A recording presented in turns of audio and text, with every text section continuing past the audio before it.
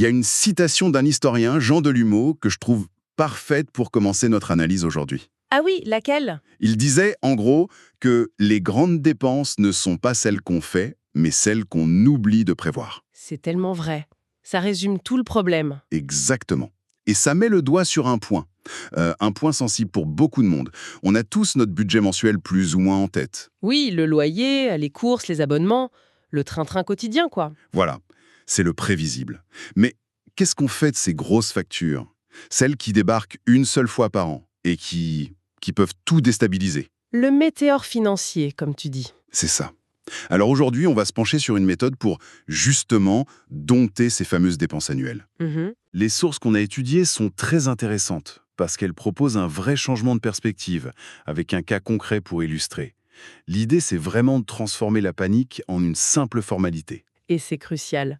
Parce que, en fait, la plupart des gens se focalisent sur ce qui est visible, sur le flux du mois. Ce qui entre, ce qui sort, à court terme. C'est ça. C'est normal, c'est humain. Mais en faisant ça, on ignore complètement ces dépenses un peu dormantes. Et quand elles se réveillent, ça provoque un pic de stress énorme. On passe en mode pompier. Tout à fait. Le vrai défi, c'est de passer d'une gestion réactive où l'on se dit mince, comment je vais payer ça, à une planification proactive. Où la facture arrive et on se dit simplement « Ah oui, c'est aujourd'hui ». Exactement. Et la différence en termes de charge mentale, elle est juste colossale. C'est vraiment l'exemple parfait, je trouve. Ah oui, Sandra. En regardant son application bancaire, Banking, je crois, Oui, c'est ça. elle a un véritable électrochoc. Elle découvre qu'elle a environ 2400 € de dépenses annuelles qui passent complètement sous son radar. Et là, c'est la douche froide. Sa réaction, c'est énorme. Je ne pensais pas que ce serait autant. Franchement, ça doit faire mal. Mais oui, mais ce qui est fascinant, c'est de voir à quel point ce sentiment est universel. L'histoire de Sandra, c'est celle de millions de personnes. On se reconnaît tous un peu là-dedans. Absolument. Il y a un mécanisme psychologique très puissant qui est à l'œuvre ici. C'est ce qu'on appelle le biais du présent. Le biais du présent. Oui, notre cerveau est, il est programmé pour réagir à l'urgence, à la menace immédiate. Le loyer à la fin du mois, c'est une menace immédiate. D'accord. C'est concret. C'est pour bientôt. Voilà, alors que la taxe foncière dans 9 mois, pour notre cerveau, c'est une abstraction. C'est lointain, c'est presque irréel. Et donc, on n'est pas juste négligent ou mauvais en calcul, c'est notre cerveau qui nous tend un piège. Exactement. Il hiérarchise l'urgence. Et puis, il y a aussi l'effet du gros chiffre. Ah ouais, 2400 €. Ça impressionne, ça peut même paraître insurmontable. Et du coup, ça paralyse. Le simple fait de le voir écrit noir sur blanc, c'est la toute première étape. C'est la prise de conscience. C'est ça. Sans cette mesure, on reste dans un flou anxiogène. On sait qu'il y a un monstre financier qui se cache quelque part dans l'année, mais on ne sait ni quand il va attaquer, ni sa taille. Le quantifier, c'est déjà allumer la lumière. Bon, alors, décortiquons ça. Une fois qu'on a allumé la lumière, il faut identifier ce qui se cache dans les coins. Mhm. Et les sources sont très claires là-dessus. Elles regroupent ces dépenses en quelques grandes familles. C'est assez logique. Oui, on a les grands classiques. D'abord, tout ce qui est impôts et taxes. Sur le revenu, taxes foncières, d'habitation. L'incontournable. Ensuite, les assurances. Habitation, voiture, mutuelle parfois. Après, il y a tout ce qui est lié à la famille. La rentrée scolaire, les cadeaux pour les anniversaires, pour les fêtes, ça monte très très vite. Ah oui. Et enfin, l'entretien. La révision de la voiture, le contrôle technique. Et la santé, bien sûr, avec les frais mal remboursés comme l'optique ou le dentais. Et ce qui est intéressant, si on relie ça à une vision d'ensemble, c'est que ce découpage n'est pas anodin du tout. C'est-à-dire, Si on prend un peu de recul, ces catégories représentent en fait les piliers de notre vie. Le logement, le transport, la famille, la santé, ce n'est pas négociable. vu comme ça, oui. Ne pas anticiper ces dépenses, c'est un peu comme construire une maison en partant du principe qu'il n'y aura jamais de tempête. J'aime beaucoup cette image. La taxe foncière n'est pas une surprise, c'est une certitude. La rentrée scolaire, ce n'est pas un imprévu, c'est un cycle. Le vrai changement, c'est de traiter ces certitudes avec le respect budgétaire qu'elles méritent. Donc, ce n'est plus juste faire son budget, c'est de l'architecture de vie, en quelque sorte. S'assurer que les fondations sont solides. C'est exactement ça. Chaque ligne de cette liste, c'est un point de vulnérabilité potentielle si elle n'est pas gérée. La maîtriser, c'est donc renforcer sa stabilité globale. Et sa tranquillité d'esprit, au final. Surtout. Alors justement, pour construire cette stabilité, il faut des outils, des stratégies concrètes. Les sources en proposent deux qui sont assez complémentaires. La première, c'est un peu la voie de la facilité. La mensualisation, c'est la première chose à vérifier. Explique-nous. Pour beaucoup de ces grosses dépenses, les impôts, l'assurance habitation, l'assurance auto, il est possible de demander à l'organisme de lisser le paiement sur l'année. D'étaler, en fait. Voilà. Et l'avantage est énorme. On délègue complètement l'effort de discipline. La somme est prélevée chaque mois, ça s'intègre au bruit de fond des dépenses et la grosse facture annuelle disparaît. C'est de l'automatisation externe, si on veut. Tout à fait. C'est la solution idéale quand elle existe. Mais bon, pour les 500 € de cadeaux de Noël ou les frais de rentrée, ce n'est pas possible. Non, là, il n'y a pas de baguette magique. Et c'est là qu'intervient la deuxième stratégie, qui est beaucoup plus active, plus responsabilisante. Se crée sa propre mensualisation. C'est le cœur de la méthode. On reprend le total annuel et on le divise par 12. C'est d'une simplicité biblique, mais c'est d'une puissance incroyable. Si on reprend le cas de Sandra, 2400 € par an, Ça donne 200 € par mois. tout de suite, le chiffre fait moins peur. Mais la question que beaucoup de gens se posent, c'est concrètement, on en fait quoi de ces 200 €?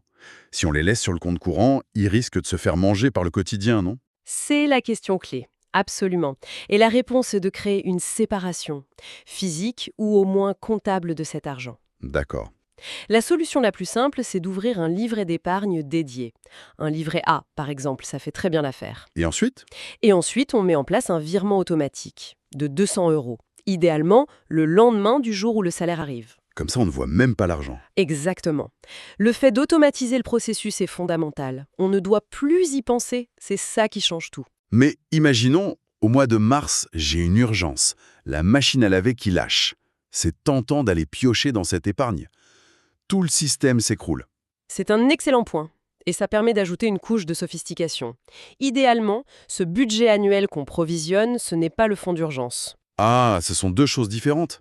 Oui, le fonds d'urgence, c'est pour les vrais imprévus. Les tuiles, comme on dit. Notre enveloppe annuelle, elle est là pour les prévus imprévisibles. C'est une bonne distinction. On sait que la révision de la voiture va arriver. On ne sait juste pas si ce sera en avril ou en mai. Il faut voir ce compte comme une tirelire géante dédiée à des dépenses spécifiques et certaines. D'accord, je vois. Donc, pour la tranquillité d'esprit, c'est très sain d'avoir deux systèmes en parallèle. Un pour les urgences pures et un pour lisser les grosses dépenses connues. On a donc le choix de l'outil. Un livret A pour sa simplicité, sa disponibilité. C'est parfait pour ça. C'est liquide, il n'y a aucun risque. L'idée principale, c'est vraiment de sortir l'argent du circuit des dépenses quotidiennes.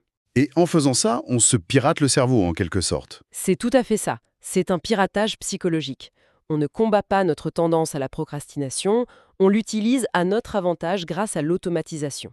On transforme la discipline, qui demande un effort constant. En une habitude qui devient inconsciente? Voilà, c'est le passage de la force de volonté à l'architecture financière personnelle. Architecture financière, j'aime beaucoup ce terme.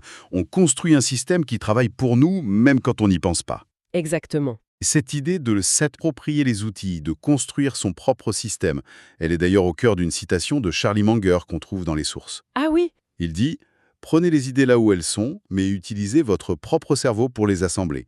C'est une façon assez élégante d'introduire le fait que tout ça, ce n'est pas une formule magique à appliquer bêtement. absolument.